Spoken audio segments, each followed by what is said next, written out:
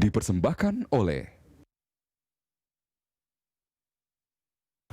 Pemirsa, dalam waktu 4 hingga 5 tahun, Cashless menjadi perusahaan fintech pembayaran terkemuka di negeri kita.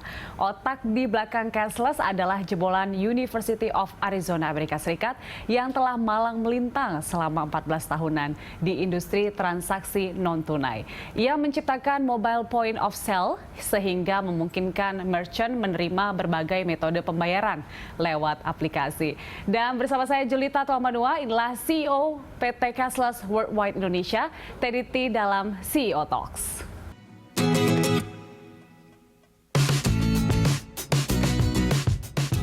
Cashless Society. Inilah mimpi T. Teddy Setiawan. Berpengalaman 14 tahun di industri transaksi non-tunai atau cashless, pria yang akrab disapa Teddy T ini membangun sebuah bisnis pengembangan payment gateway yang diberi nama PT Cashless Worldwide Indonesia. Dengan modal awal $1 juta Amerika, alumnus University of Arizona ini menghadirkan solusi pembayaran cashless mobile point of sale. Solusi ini memungkinkan merchant menerima berbagai metode pembayaran seperti kartu kredit, debit, e-commerce, dan pembayaran mobile melalui aplikasi.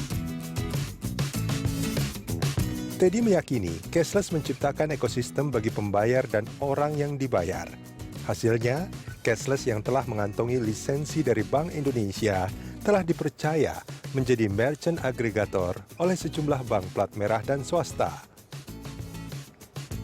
Dengan lebih dari 7.000 merchant aktif dan nilai gross transaction value mencapai 3,8 triliun rupiah, cashless terus fokus pada inovasi yang berkelanjutan untuk menghadirkan solusi pembayaran yang mobile, praktis, dan aman.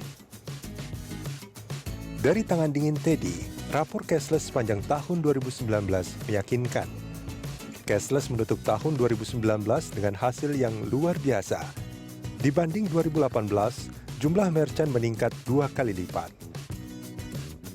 Jumlah transaksi di atas 200% dan GTV lebih dari 180%.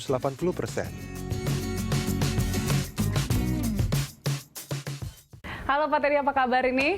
Halo Julita, baik. Baik ya, cashless-nya aman ya sekarang? Aman. Jadi bisa digambarkan nggak bagaimana cashless ini berjalan hingga tahun 2020, di mana sebenarnya budaya dari cashless sendiri di negeri kita udah cukup berkembang, betul begitu? Betul.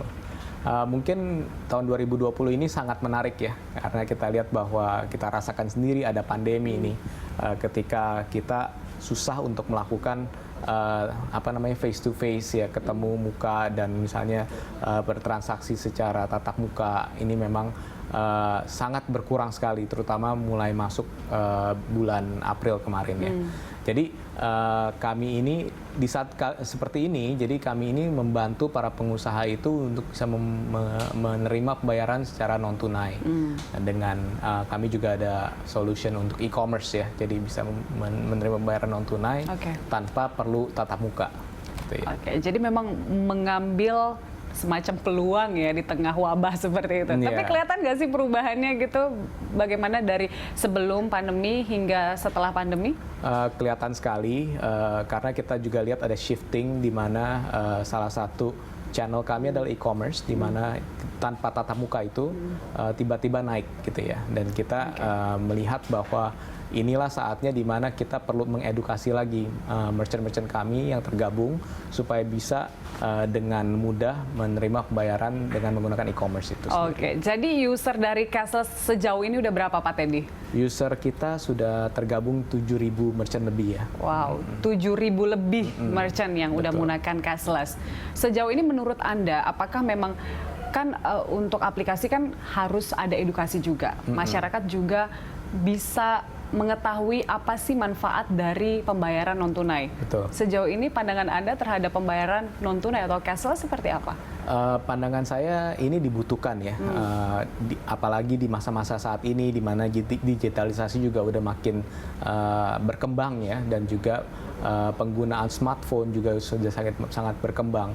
Menurut kami cashless society ini diperlukan supaya apa? Supaya pembayaran itu mudah dan aman dalam bertransaksi, dan juga kemudahan yang didapatkan oleh pebisnis untuk bisa mendapatkan peluang transaksi-transaksi yang tersebut gitu.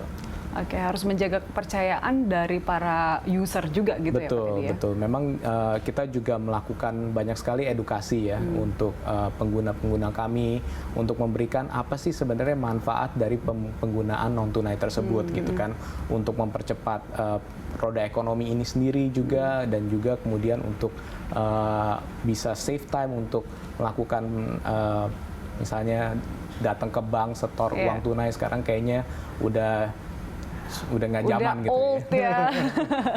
Siapin kembalian gitu-gitu. Jadi kita juga mengedukasi mereka apa sih keuntungan dengan menerima non tunai tersebut gitu. Oke, dan juga sesuai dengan anjuran pemerintah ya untuk bisa mulai shifting ke pembayaran non tunai gitu ya. Betul sekali Mbak Julita. Jadi semenjak 2009 Bank Indonesia sudah mencetuskan gerakan nasional non tunai, di mana Bank Indonesia sebagai regulator memanggil semua stakeholder yang ada di sistem pembayaran ini untuk bisa interop ya, jadi bisa mengembangkan solusi yang bisa memudahkan pengguna untuk bisa melakukan pembayaran non tunai. Oke, Pak Teddy, bisa digambarkan nggak seperti apa sih aplikasi cashless yang sudah memudahkan banyak UMKM juga ya?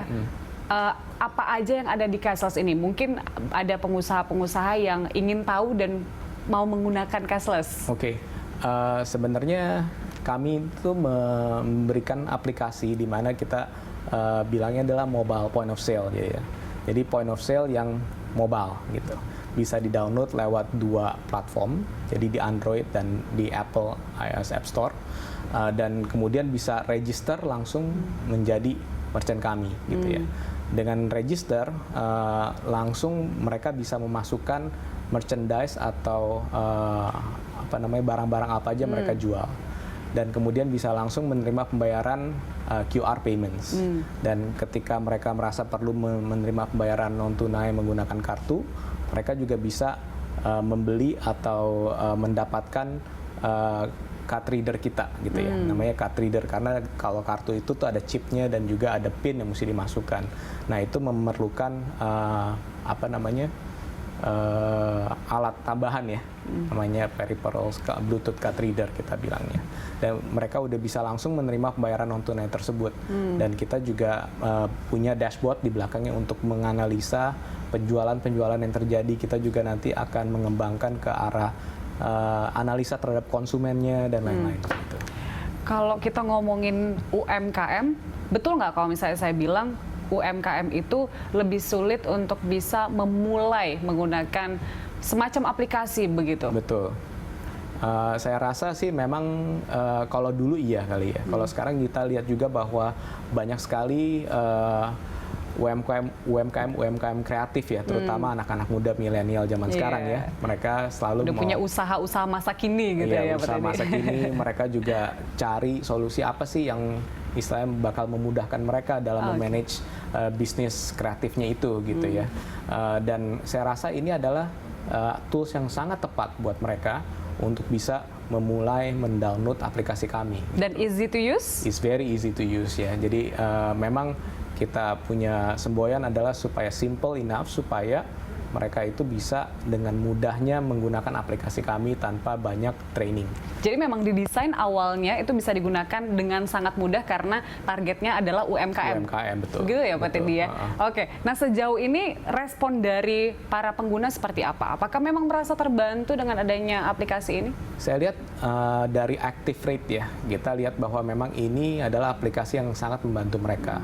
Karena kita juga istilahnya freeware, jadi itu tidak berbayar, bukan seperti aplikasi M-Pos yang lain mungkin ada bayaran bulanan gitu ya. Kalau kami freeware, jadi free ya? Free. Jadi Wow. ketika lagi ada transaksi non tunai aja baru ada transaction fee yang normally memang di-charge oleh bank atau financial institution yang lain. Oke, menarik.